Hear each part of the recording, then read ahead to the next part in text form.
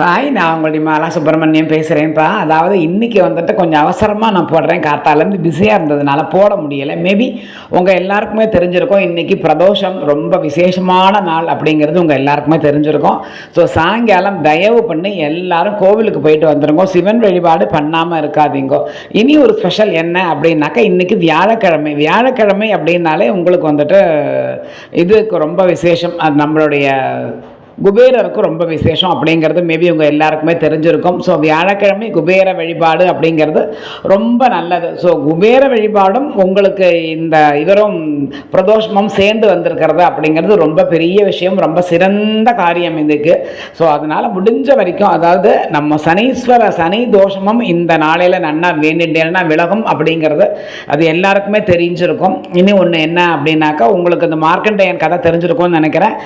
யமதர்மனே அந்த அவனை கயிறை பிடிச்சி இழுக்கும் பொழுது அவரை யமதர்மனை அமிச்சிட்டு மார்க்கண்டேயனை காப்பாற்றி கொண்டு வந்தவர் அவர். ஸோ அதனால் யம பயம் அப்படிங்கிறதே நம்மளுக்கு வரவே செய்யாது அப்படிங்கிறது ரொம்ப முக்கியமான விஷயம். நான் ஆல்ரெடி சொல்லியிருக்கேன், மூணு பிரதோஷ வழிபாடு பண்ணுங்கோ. பண்ணினேன்னாக்கா கண்டிப்பான முறையில் உங்களுக்கு நல்லது மட்டுமே நடக்கும்.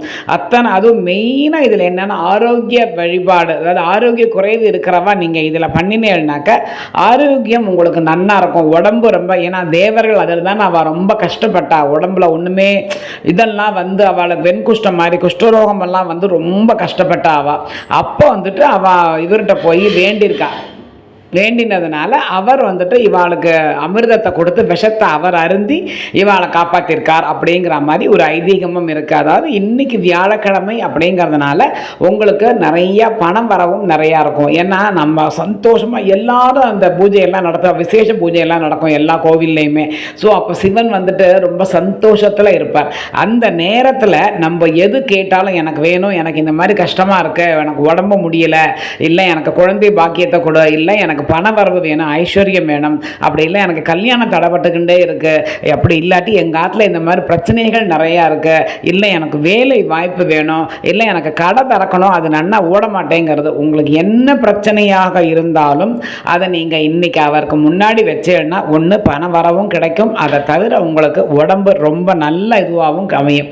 அதை தவிர உங்களுக்கு நீங்கள் இந்த மாதிரி ருத்ராட்சம் ஏதாவது ஆற்றுல வாங்கி வச்சிருந்தேன்னாக்க அதை கொண்டு அந்த சிவனோட அபிஷேகத்தில் வச்சுட்டு அதுக்கப்புறமா நீங்கள் போட்டுருந்தேன்னா சிவபெருமானே உங்கள் மேலே உட்காந்துக்காத குறை தான். அது அத்தனை ஒரு சக்தி.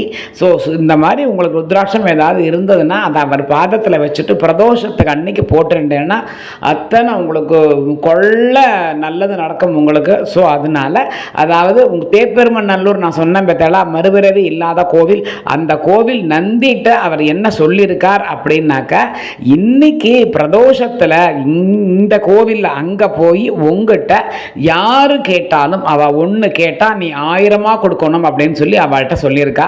ஏன்னா தேவர்கள் சந்தோஷப்பட்டு அந்த வியாதியிலேருந்து வெளியில் அவருக்காக நடத்தின பூஜை இல்லவா இது இந்த நேரத்தில் இந்த வழிபாடு. ஸோ அவர் எல்லாரும் சந்தோஷமாக இருந்து பூஜை நடத்தினதுனால எல்லாருமே இந்த பூஜையை கலந்துக்கிறவ அத்தனை பேரும் சந்தோஷப்படுவா, நன்னா இருப்பா. அவளுக்கு என்ன பிரச்சனையாக இருந்தாலும் அது கண்டிப்பான முறையில் மாறும் அப்படிங்கிற மாதிரி ஒரு ஐதீகம் இருக்குது. ஸோ அதனால் இன்றைக்கி தயவு பண்ணி மிஸ் பண்ணாமல் சாயங்காலம் 5 மணிலேருந்து 4:30 5 உங்களால் எப்போ முடியுமோ அதுக்குள்ளே கோவிலுக்கு போயிட்டு வந்துடுங்க. உங்கள் தலையெழுத்தையே மாற்றக்கூடிய சக்தி இந்த தேதியில் உண்டு. ஏன்னா பிரம்மாட்டையே இவர் பேசுவார், என் கோவிலுக்கு என்ன வேண்டின்றக்கா, நீ என்னம்மா அவளை கஷ்டப்படுத்தலாம் அப்படின்னு சொல்லி. ஸோ அப்பேற்பட்ட நாள் இன்னைக்கு. இந்த நாளை தயவு பண்ணி நீங்கள் மிஸ் பண்ணாமல் இருங்கோ. அதுக்காகத்தான் மெயினாக இந்த பதிவே நான் போடுறேன். ஸோ எல்லாரும் இன்னைக்கு தயவு பண்ணி கோவிலுக்கு போயிட்டு வந்துருங்கோ.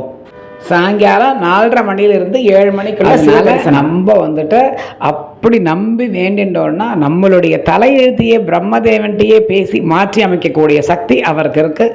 அதே மாதிரி சனி திசையும் மாறும். ஏன்னா நல்லது நடந்துருக்குன்னா சனி பகவான் ஆட்டோமேட்டிக்காக ஒதுங்கிடுவார். ஐயோ சோபர்மன் வந்துட்டார், ஏன்னா மார்க்கண்டேயனை உயிரை கொடுத்து யமதர்மனை தூக்கி அடிக்கலையாவார். ஏன்னா அப்பேற்பட்ட சக்தி நம்ம அவரை சடனடைஞ்சிட்டோம் அப்படின்னாக்க நமக்கு நல்லது மட்டுமே நடக்கும். அதனால் இந்த ஒரு அற்புதமான நாள் இப்போ மட்டும் இல்லை, 15 நாளைக்கு ஒருக்கா இது வருது. தயவு பண்ணி அதை நீங்கள் என்னைக்கு என்னைக்கு அப்படின்னு நீங்கள் பார்த்துக்கிட்டு மிஸ் பண்ணாமல் நீங்கள் இந்த பிரதோஷ காலத்தில் நீங்கள் வழிபடுங்கோ. எல்லாரும் நீங்கள் போகணும் அப்படிங்கிறதுனால தான் இந்த பதிவையே நான் போடுறேன். இதை ஒரு அவசர பதிவாக கூட நீங்கள் எடுத்துக்கோங்க. இன்றைக்கி சாயங்காலம் 4:30 5 மணிலேருந்து 6:30 7 மணிக்குள்ளே தயவு பண்ணி சிவபெருமானை போய் தரிசனம் பண்ணிட்டு வாங்கோ. ஆற்றுல